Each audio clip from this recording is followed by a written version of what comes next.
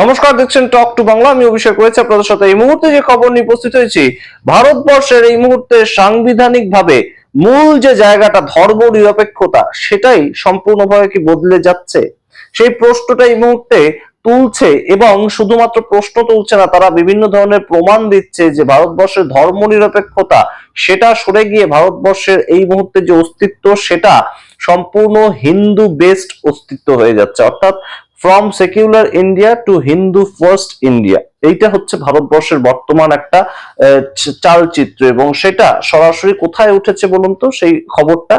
The new York Times, সারা পৃথিবীর মধ্যে অন্যতম সবচেয়ে বেশি সার্কুলেটেড পত্রিকা এবং অত্যন্ত সমাদৃত পত্রিকা।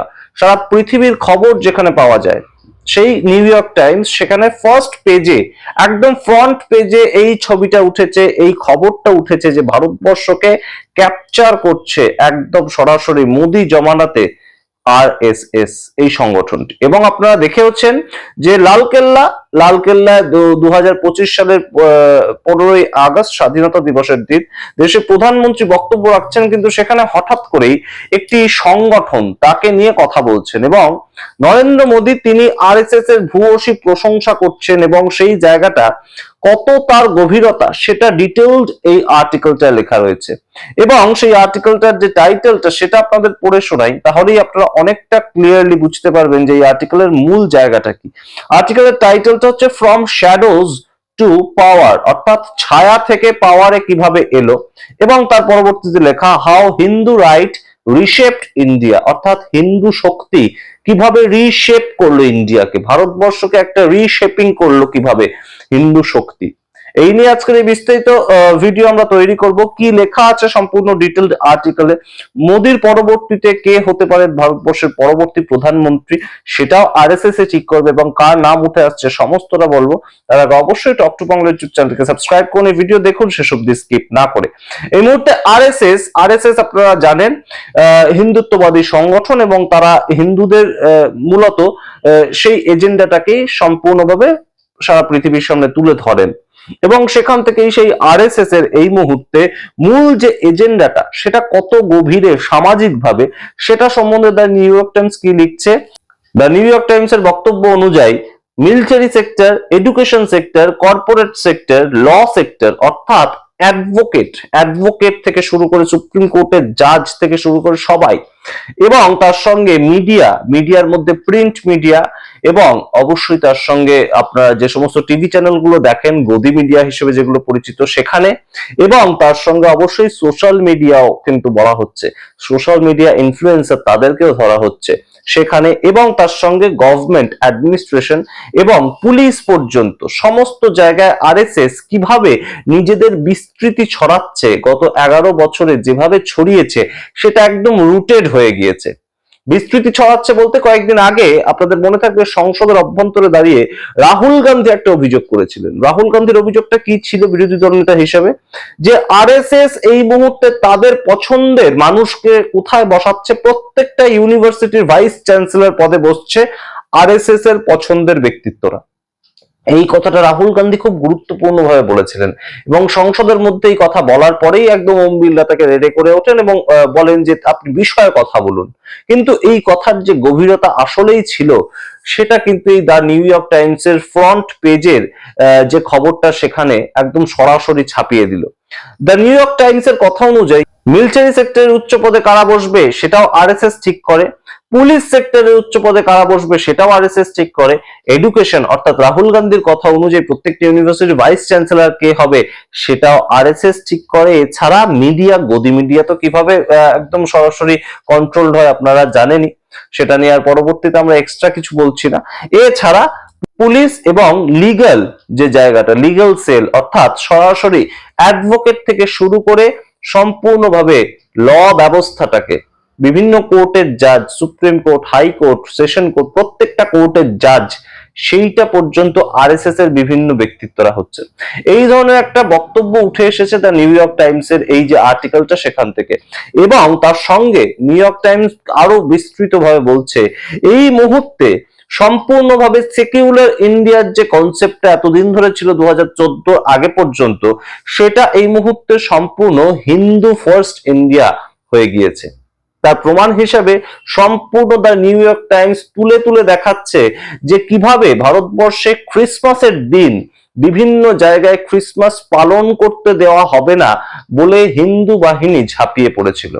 এবং সেটা কোথাও আমরা দেখতে পেয়েছি একদম চার্চের বাইরে হনুমান চল্লিশা পাঠ করা হচ্ছে, কোথাও আমরা দেখতে পেয়েছি মলের ভেতরে ঢুকে গিয়ে হঠাৎ করে কেন ক্রিসমাসের জন্য আলাদাভাবে মল সাজানো হয়েছে সেইখানে উৎপাত করা হচ্ছে, কোথাও আমরা দেখতে পেয়েছি বেনারসে কেন হঠাৎ করে একজন সান্তা ক্লজের টুপি পরছে সেটা নিয়ে ঝগড়া হয়েছে, ঝামেলা হয়েছে।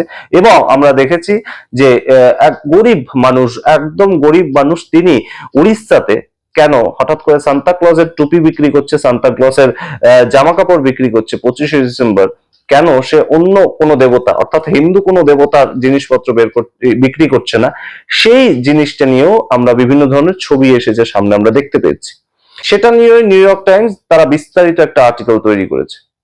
এবং এই আর্টিকেলের মধ্যে আর কি আছে গুরুত্বপূর্ণ ভাবে, এই মুহূর্তে ভারতবর্ষে 20% সমস্তটা মিলিয়ে সংখ্যালঘু এবং মুসলিম থেকে শুরু করে ইসাই প্রত্যেকে রয়েছেন। এরা কতটা বিপন্ন সেটা সম্বন্ধে লেখা আছে।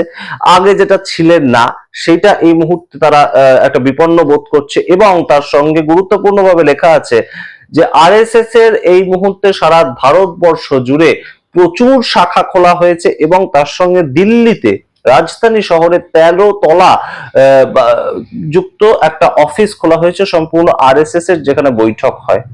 এবং তার সঙ্গে লেখা যে গুরুত্বপূর্ণ বিষয়টা যে মোদি থাকুক বা না থাকুক ক্ষমতায়, তাতে আরএসএস এর কিচ্ছু যাবে আসবে না, কারণ বিভিন্ন সেক্টরে আরএসএস নিজেদের মানুষকে বা হিন্দুত্ববাদী মানুষজনকে এমন ভাবে ছড়িয়ে দিয়েছে সেটা খুব সহজে মুছে ফেলা সম্ভব হবে না এই মুহূর্তে। এবং এই সম্বন্ধে কিন্তু খুব গুরুত্বপূর্ণ ভাবে আপনাদের জানাই, কংগ্রেসের বিভিন্ন নেতা নেতৃত্ব থেকে শুরু করে যারা কংগ্রেসপন্থী মানুষজন এবং উচ্চ পদস্থ মানুষজন যারা রাজনৈতিক বিশ্লেষক, তারাও কিন্তু বিভিন্ন ইউটিউব চ্যানেলে আপনারা দেখতে পারেন হিন্দিতে ইংলিশে, তারাও কিন্তু একই কথাটা মেনে নিচ্ছে যে আরএসএস যেভাবে নিজেদের বিস্তারিত ভাবে ছড়িয়ে দিয়েছে এই গত 11 বছরে, যেটা এতদিন ধরে পারেনি, যেটা অটল বিহারী বাজপেয়ী তার সময়ও পারেনি, সেই ঘটনাটা এই মুহূর্তে আরএসএস করতে সমর্থ হয়েছে। এবং ভারতবর্ষের মূল যে জায়গাটা সেটাই সম্পূর্ণ কোথাও গিয়ে নষ্ট করার একটা চেষ্টা। মূল জায়গা বলতে ধর্ম নিরপেক্ষতা, সংবিধানের মূল যে জায়গাটা, বাবা সাহেব আম্বেদকরের তৈরি করা সংবিধান, সেইটার যে জায়গাটা সেটা কোথাও গিয়ে এই মুহূর্তে কিন্তু আরএসএস কবজা করতে পেরেছে। এবং নরেন্দ্র মোদী তার পরবর্তীতে কার নাম উঠে আসছে এই মুহূর্তে হিন্দুত্ববাদী সংগঠক হিসাবে, সেটা কিন্তু একমাত্র নরেন্দ্র মোদীর পরবর্তীতে এই দা নিউ ইয়র্ক টাইমস এর আর্টিকেল অনুযায়ী যোগী আদিত্যনাথ, উত্তরপ্রদেশের বর্তমান মুখ্যমন্ত্রী, তার নামটা উঠে আসছে।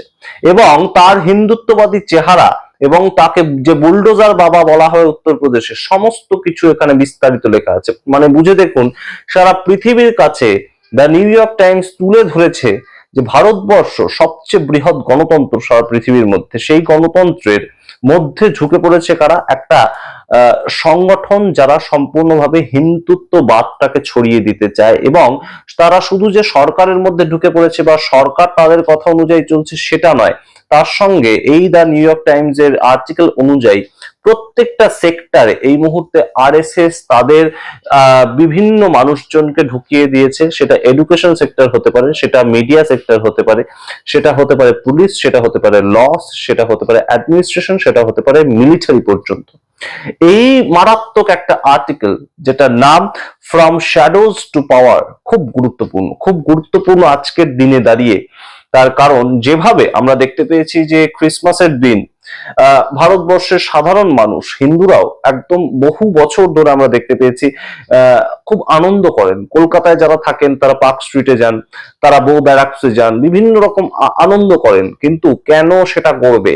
কেন ক্রিসমাস একটা বাইরের দেশের যিশু খ্রিস্টের উৎসব, সেটাকে কেন পালন করবে হিন্দুরা? এই প্রশ্ন এই মুহূর্তে তুলছে তারা, এবং সেটা সারা দেশ জুড়ে তোলা হচ্ছে।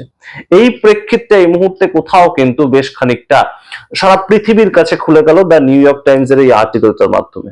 আপনাদের জানালাম এবং অবশ্যই জানালাম যে দ্য নিউ ইয়র্ক টাইমস এর কথা অনুযায়ী যদি সত্যি এই মুহূর্তে নরেন্দ্র মোদী চলেও যায়, তাহলেও আরএসএস বা হিন্দুত্ববাদী সংগঠন বা বিজেপি তাদের নিজেদেরকে একদম প্রতিষ্ঠিত করে রাখতে সরকারে না থাকলেও, তারা যদি এই মুহূর্তে সরকার থেকেও চলে যায় সংখ্যার বিচারে, সেই ক্ষেত্রেও তাদের কিন্তু সরকারের মধ্যে টিকে থাকতে খুব একটা অসুবিধা হবে না। সরকারের মধ্যে টিকে থাকতে বলতে, সরকারের তো বিভিন্ন সেক্টরের মধ্যে তাদের লোক ঢোকানো, অর্থাৎ এই গত 11 বছর ঢোকানো হয়েছে বিভিন্ন মেশিনারির মাধ্যমে, সেই প্রেক্ষিতটা কিন্তু ঘুরে ফিরে আসছেই। সুতরাং পরবর্তী যদি সরকার পরিবর্তন হয়, মানুষের যে মানসিকতার পরিবর্তন হচ্ছে গত 11 বছরে হয়েছে, এখনো হচ্ছে, সেটার থেকে কিন্তু বেশ খানিকটা চাপেই পড়তে হবে পরবর্তী সরকারকে। এবং অবশ্যই এই মুহূর্তে যদি নরেন্দ্র মোদী 2029-এ আবারও যেতেন, তাহলে তো অবশ্যই এই কবজা কিংবা কন্ট্রোল আরো বৃদ্ধি পাবে। আপনারা সামগ্রিক রিপোর্টের ভিত্তিতে কি মনে করেন অবশ্যই কমেন্ট বক্সে কমেন্ট করুন। সমস্তটা তুলে ধরলাম আপনাদের কাছে। দ্য নিউ ইয়র্ক টাইমস এর আর্টিকেলটা অত্যন্ত গুরুত্বপূর্ণ মনে হলো, তাই জন্য অবশ্যই তুলে ধরলাম। কারণ নিউ ইয়র্ক টাইমস সারা পৃথিবীর মধ্যে একটা অন্যতম গুরুত্বপূর্ণ পত্রিকা, এবং তার ফ্রন্ট পেজে ভারতবর্ষের এই মুহূর্তে সম্পূর্ণ সংবিধানের ধাঁচা বদলে দিচ্ছে একটা সংগঠন, সেটাকে নিয়ে আলোচনা হচ্ছে। অবশ্যই গুরুত্বপূর্ণ প্রেক্ষাপট। আপনাদের মতামত দেখার অপেক্ষায় রইলাম। দেখতে থাকুন টক টু বাংলা। অবশ্যই টক টু বাংলা ইউটিউব চ্যানেলটিকে সাবস্ক্রাইব করে দিন। ধন্যবাদ।